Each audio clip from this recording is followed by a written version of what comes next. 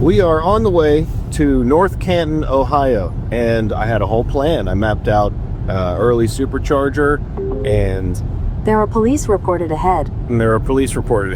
But what ended up happening is I didn't set an alarm, so all of my plans are out the window. I was going to charge at a supercharger early in the morning and get the free daily rate, because there's one in Bridgeville that's one price till 8 a.m. and then it basically doubles. So we're not going to be able to do a supercharger today. But what we can do is try to get the best prices possible. Luckily, the Blazer will make it to where we're going without charging, so I can forego the time it was going to take me to charge on the way and charge kind of after we get there. Let's see what happens. And I know it's the day after Black Friday, but our trip was a mission to get chairs. These are antique mahogany chairs that actually match a table my mom has. Connie is a wizard of a thrift shopper. And here we are parked at Stark State College doing a charge. The rate is low, 35 cents a kilowatt hour, and these chairs are nasty. So we're going to plug in, and I'm going to pull these out of the car and wipe them down a little bit. Thank goodness for having a trunk full of detail products. And this charger was the only net benefit from planning last night, because I was able to discover it on ChargeWay. This is really nice, and it's 56 kilowatts, but I need a whole bunch of charge. I am 43% down when it comes to getting home, and I've definitely subsidized my trip by getting from 14% to 37 here, and then I'll go get the rest at another EVGo, because EVGo's free right now anyway. I got 80 bucks I got to use, and if I hit home and it's going to add me some charging, EVGo North Canton, there we go. It's literally around the corner. So we're going to go get the rest of our charge there, so it's not 56 kilowatts. Here we are at the EVGo, and we just got a Raising Cane's in our town, so we've never eaten there because it's not quite open yet, or it just opened, one of the two. So we're going to eat at this.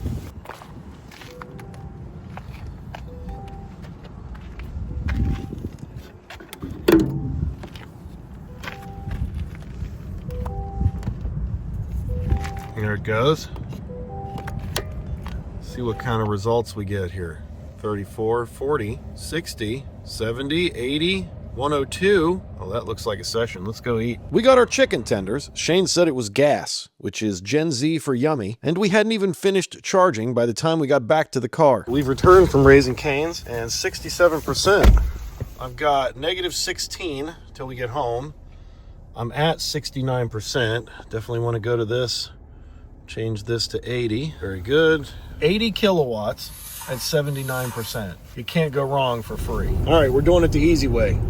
Super Cruise, middle lane. I got lane changes off, so we're just in the travel lane on 77. It's telling me 2 hours and 5 minutes to my next stop. Let's see what the next stop is. It's got us at the supercharger in Washington, but there's a better stop on 70.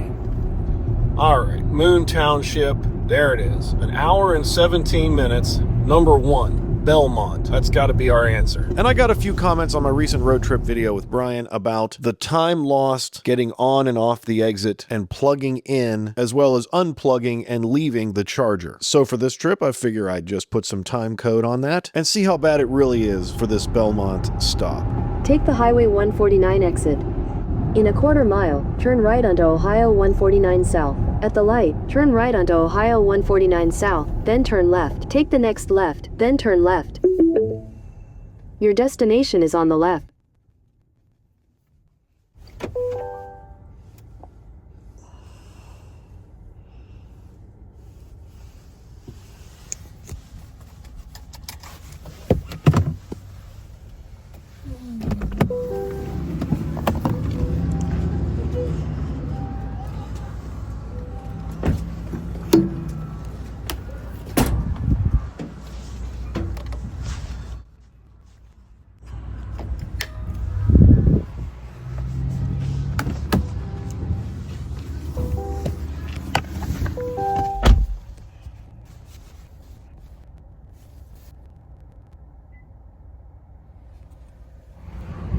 All right, so this one was full except for me, and it's telling me 13% to get to Mom's and 11% to get to my house. It's 15 miles, but you can tell they're a little bit higher elevation because we're only going to lose 2%.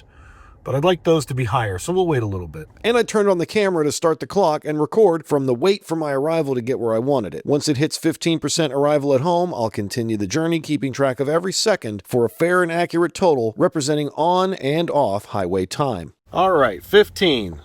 So, now we can find out how long it takes. Ready?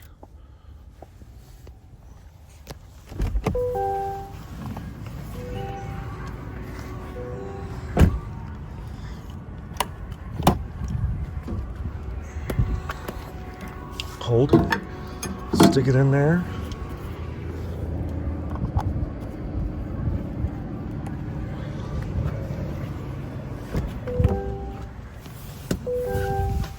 Hey, my camera person. Back it up. Back it up. Head west toward Ohio 149 North. Somebody's charging to 100. They were here before I got here. The other two left. The Hyundai beside me did charge to 100. And as you can tell, I'm not a great backer-upper. Honda gives me crap for it all the time. Need to improve my backer-upper ability. Alright, so here we go. Take the next right onto Ohio 149 North, then turn right onto the I-70 East ramp. Okay, we got a green light. Turn right onto the I-70 East ramp. It says no right turn. Also doesn't say no turn on red, so I'm pretty sure I'm able to go on red. Just slide onto the interstate here. In a quarter mile, merge onto I-70 East. Let's run it.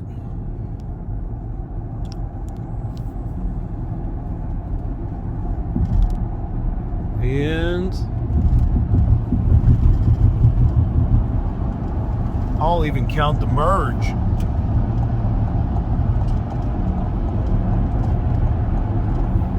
We're highway speed, we're on the interstate. And just to show my work and prove my math, I started pulling off the interstate at 1:55 p.m. I made it back onto the highway at highway speed at 2:21 p.m. My math says that's 26 minutes. I've got 5 minutes here of on-off the interstate, plugging and unplugging time total, and 21 minutes at the unit. That's also 26 minutes. So if you want to know how long it takes to get on and off the interstate for your charging session, here's some real-world proof. 5 minutes. A little restroom stop, and see the Explorer directly in front of me.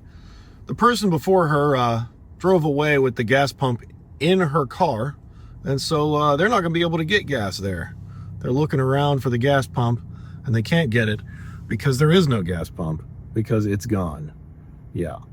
She pulled it completely off the unit. That guy's waiting for gas, just so, you know, charging is bad. That guy's sitting here waiting for gas. I arrived at my mom's with 23%, and I plugged in at home on my level 1. Yes, I mostly charge this thing on level 1 with 17%. So does cold weather hurt range? I measured the miles per kilowatt hour of the Blazer at 89 degrees this summer on a 70 mile per hour highway range test and got 2.6 miles per kilowatt hour. For today, we did 411 real world miles. I spent a majority, over 300 of them, at 70 miles per hour or above. Remember, we were late. The lowest outside temperature was 25 Fahrenheit, that's -4, and the high for the trip was 38 Fahrenheit, that's +3. And with all that said, let's walk through the numbers. 411 miles. I added 108.5 kilowatt hours at the chargers. We left with 75% charge. We arrived with 17% charge. That's 59 additional kilowatt hours that I burned from charging at home, or the delta between departure and arrival state of charge. Add those together, 59 and 108.5, that's 167.5. 411, that's miles, divided by 167.6, that's your kilowatt hours, gives you 2.45 miles per kilowatt hour, which rounds up to 2.5. So, does cold weather affect your battery range? In this case, a little bit. 1/10 of a mile per kilowatt hour. And as far as cost, this is me just throwing my hands up in the air. I used $58.50 in EVGo credits that were given to me, and I had to use before December 31st. So I'm pretty well on my way. In fact, I wouldn't be surprised, because of my trip with Brian, that I've gotten through all of them at this point. Could I have done this trip cheaper? Absolutely. I didn't set an alarm. But until those EVGo credits are gone, for now it's hard to beat zero. Join Patreon or become a YouTube member for early access to videos, and subscribe for more. We'll see ya on the next one.